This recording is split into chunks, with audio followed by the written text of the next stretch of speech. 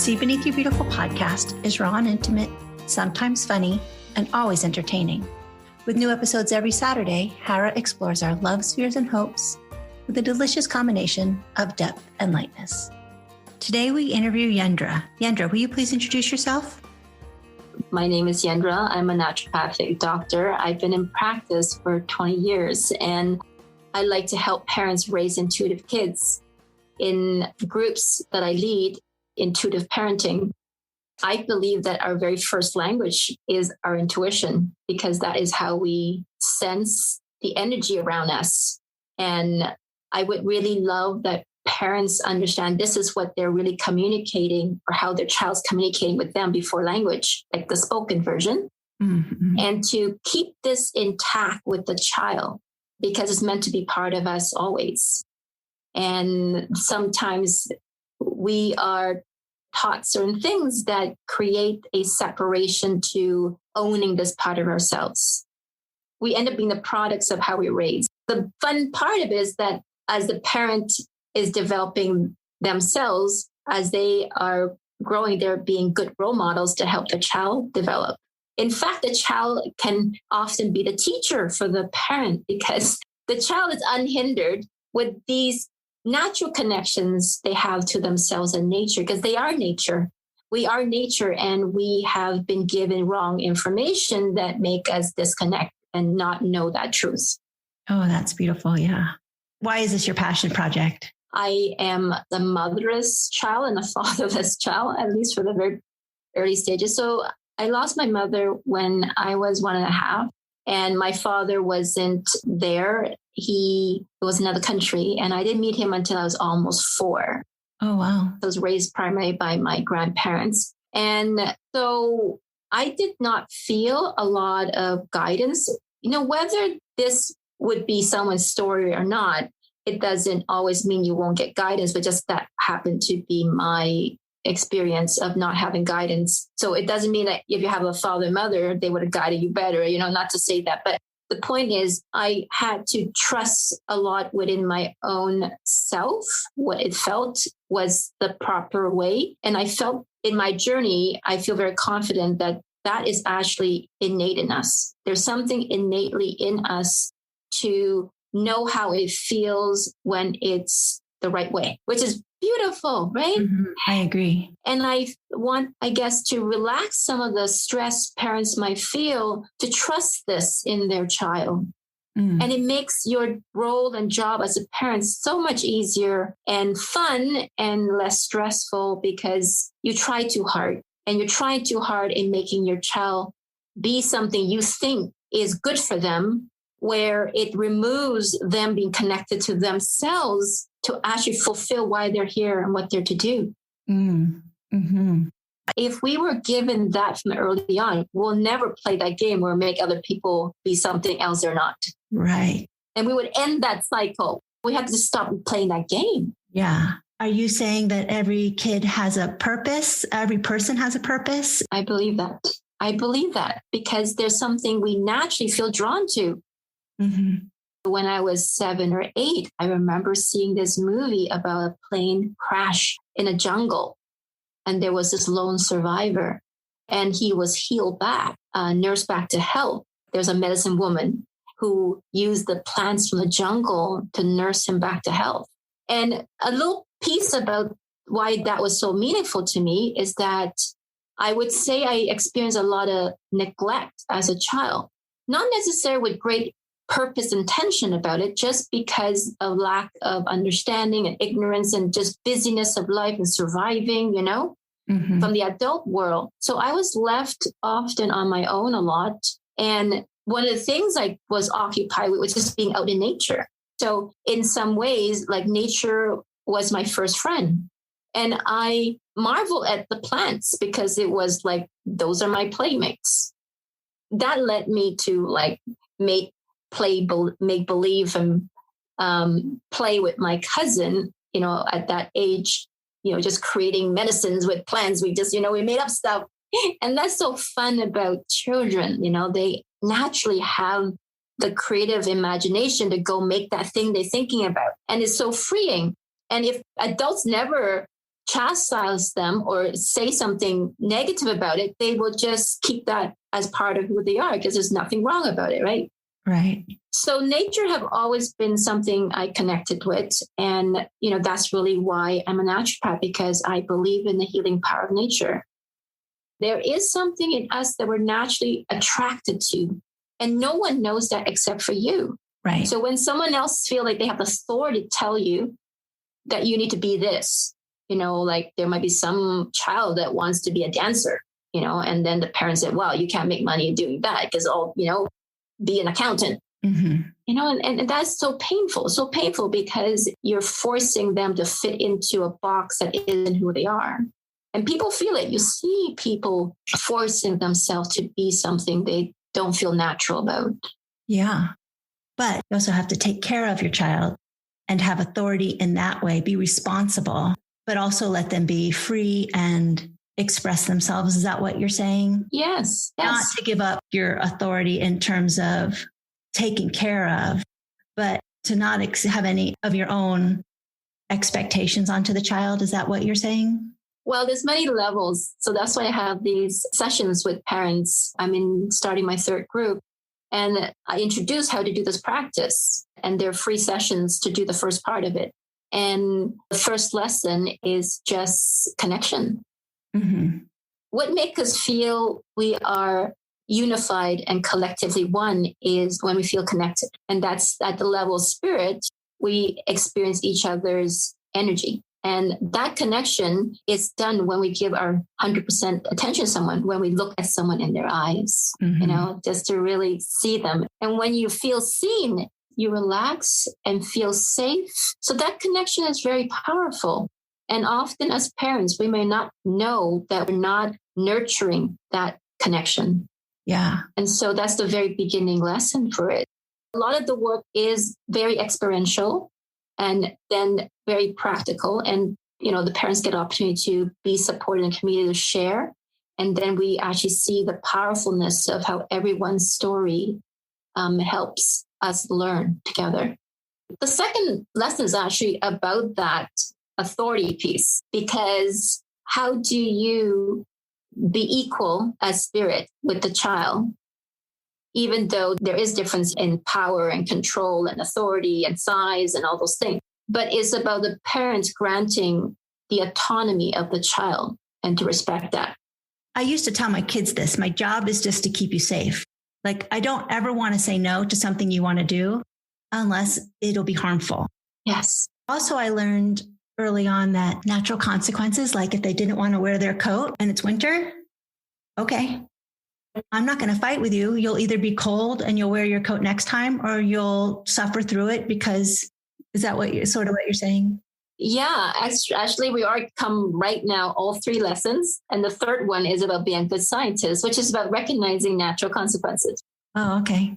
Because you do want the child to learn these things for themselves. So you're not always the one rescuing them and then being upset that they're not able to make the good decision for the next time, allowing you to see how you might be playing a part in getting the outcome of your experience with your child, that you are maybe conditioning them in the way that you don't enjoy that relationship. And that's powerful. Looking at natural consequences and learning to be a good scientist is really about building your awareness.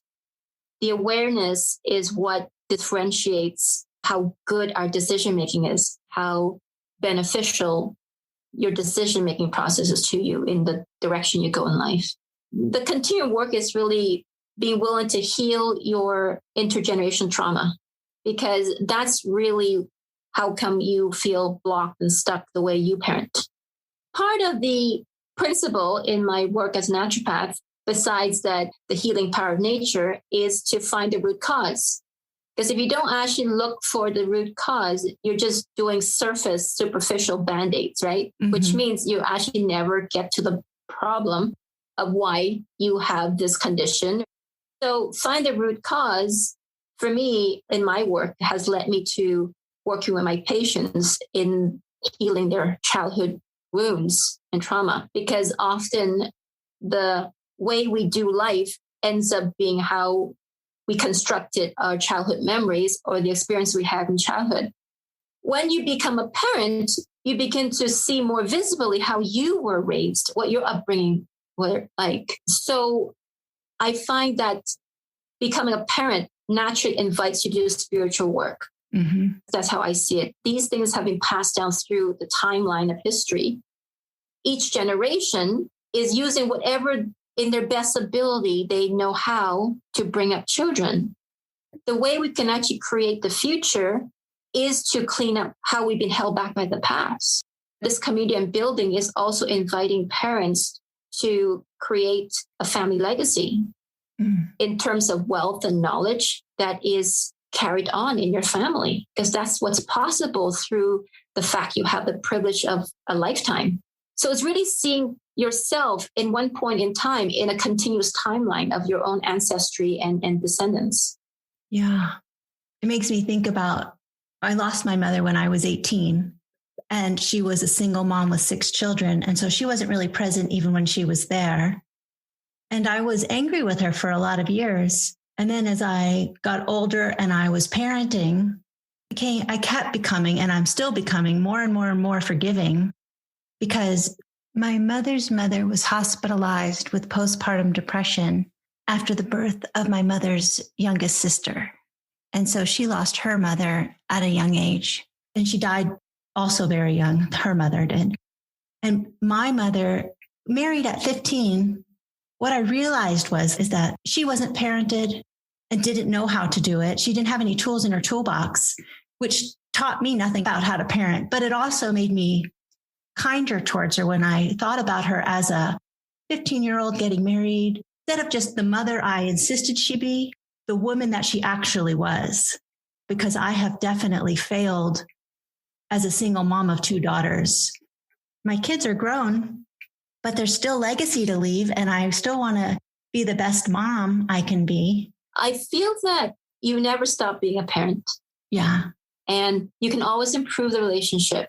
You know, I guess my deepest dream is just have parents recognize they can create the best love affair with their child, because that is your child's first love affair with you. And that creates the blueprint in which they will create future relationships, especially the one with their partners. I'm not here to prescribe, but to just demonstrate. And then you figure it out through your own, because you have to sort it out through what your history is. How come you have your obstacles? And how will you let your heart be unconditionally loving to find that way? And it's to give the power back to parents that you are the expert. If you have love in your heart for your child and you want the best, you will find that way. You are the guide to your child who's the hero. They are on their hero's journey and you are the guide. You know, and how do you pass on those skills? How do you help them encourage to do the hard things to develop into the person to fulfill their dream? What I appreciate that you're doing is that it's intentional. I've been a tumbleweed. And so I appreciate that you're so intentional about parenting and the outcomes. I'm so happy I have children. I have a purpose in life because I have children, which isn't for everybody, but I'm so thrilled that I can parent. I feel very blessed for being a parent as well. I do not know certain lessons, would I have learned them the way I've learned them without being a parent. I guess gratitude for the challenges that are presented. This is, you know, like the same model with the hero's journey, that you find your way to overcome your challenges and battle the dragons so that you can get at the beauty of what's there in your relationship with someone else. You know, if we accept this responsibility and don't run away from it, we make an improvement in ourselves and someone else. And without this kind of dynamics, I don't know if we can get at those core lessons. I do not know, because it makes you have to not have excuses. Think about, you know, when you are a new parent, you have newborn, you know, you wake up, you take care of the baby, you know, and where any other thing in life, you always make some excuse. Yes. By doing so, as a parent, you're becoming some kind of hero. Yeah. And you are evolving. So your child is gifting you this opportunity to grow. So emotional. Yeah, that's lovely. because it was hair on fire, a single mom with two girls at 2 and 6, you just do the best you can. It's not really with intention. I'm not thinking of the future. I'm thinking of how do I pay the mortgage and feed the kids? And so. Well, there's another piece to my vision, actually. Okay. Because I'm a single mom as well, and I have 2 kids. Mm-hmm. And, I separated with their father when the year that he was born, he was only 4.5 months. Mm-hmm. So there's a second piece to the community I'm building, which is involving the legacy. I want families to have the freedom of time. I find that we've been trained to sell our time for money. Yes. And in some ways, we have to make a choice between our child or the money, and it's really hard. It's a terrible place to put parents in choosing. You have to sacrifice one for the other. I 100% agree. I mean, my kids would let themselves in after school. I was a single mom working. So you're right. I did sacrifice that. But what's the alternative? People will be invited in a way to create certain structures, set themselves up to have the money. And this is probably more complex than maybe not the platform to explain that. It is very intentional in terms of understanding the impact of where you are now and where you can go. If you actually have someone show you a plan how to get to where you really want more easily, then, like you said, a tumbleweed where you just sort of like blow around and see what happens and hope for the best. That is right. And, a lot of people that aren't me are much more intentional and start younger and are thoughtful. So I love what you're doing. And it's just the way I did it. And I totally see that there can be a different way. Yeah, but I don't think you are uncommon and most people do it that way. Mm-hmm. I think most people do that way because you just don't have guidance. You don't have role models. I get how you're feeling. It's like, I just have to figure it out as I go. Yeah, I definitely felt that way. Yeah. Just hope for the best. And you also know you're messing up and you worry about how is that going to impact things in the future. And I get it. I get how hard and stressful it is and how can we make it easier? And I guess my desire just to make it easier. I mean, I'm getting teared up because, the feeling of you're alone and you got to do yourself is so hard, right? Mm-hmm. And I just want that to be not true for other people. I mean, including the child. Mm-hmm. When you are just neglected, you just find that to be normal. And then you are okay to be alone. You see, this is the piece I want people to get. Every one of us is an experiment. Every child is an experiment because there'll be no one except for that person's version of reality. If you think about, our devices, our phones, our computers, our laptop, you put stuff on it that's uniquely how you want to use that tool. In some way, besides that, what genetics and characteristic your child have that's passed down, that's like their deck of cards, nothing to do with you. But everything they're experiencing after they're born into this world is like this fertile soil of things just being absorbed and planted in there. And that's their version of reality. Right. If we know this, why don't we actually be intentional about what we program in the child and not to ruin what they came with already, which is functioning quite well if we didn't interfere with it. They're programmed to fulfill their life purpose. That's so beautiful. My daughter just graduated college, summa cum laude, she's doing fine. But I can see myself as she is a little girl, me not paying attention. She's talking to me and I'm not listening.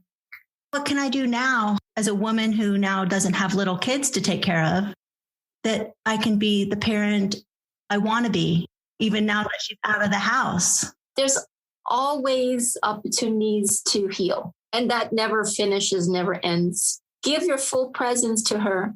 Yeah. And then maybe share your feelings of, I wish I was more present. I was so busy being a single mom trying to provide. The best time to start is just now. Yeah. Well, that was a deeper conversation than I thought. I know that I very much enjoy everything you share, but I didn't realize how I would feel about my parenting talking to you. It's a hard subject because I don't know if any of us feel like what is perfect and who does it perfectly. And, especially as single moms, it's really extra difficult. I think it's good that we have this conversation. right? Yeah. Because the results of it is before us all the time. And if we are not aware and start here now in how to make our relationship better, then we just continue on what we don't want.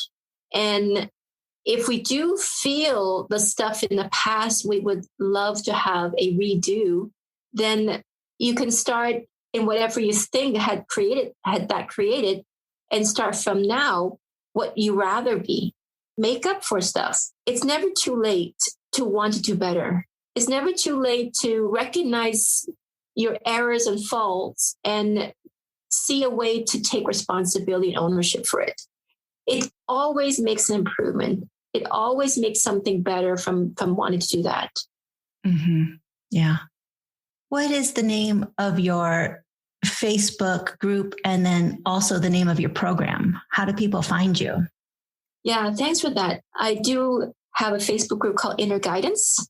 And I guess in some way that embody the things I feel our intuition is serving to guide us, because I think that's the voice of spirit in us. So that space is just to help people be connected with what is the message and how to see things in life so that you're centered that way, right? It's to connect with your intuition and your spirit and to sort of strengthen that in you. And my program is just called Intuitive Parenting, the art of raising intuitive children. I'm so happy you're living your dream. That's so exciting. Yeah, thank you so much for letting me share this. I really appreciate it. And I love your calm energy and space to let others share themselves. It's really nice. Thank you. Yeah, thank you so much.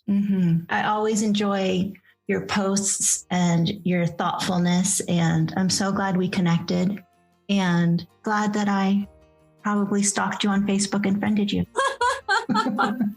That's how I do. Oh, thank you. I love that. But that's your intuitive senses, right? I'm really looking forward to looking into what you have to offer. Thank you. Oh, thank you so much. I really enjoyed this. Me too. Thank you.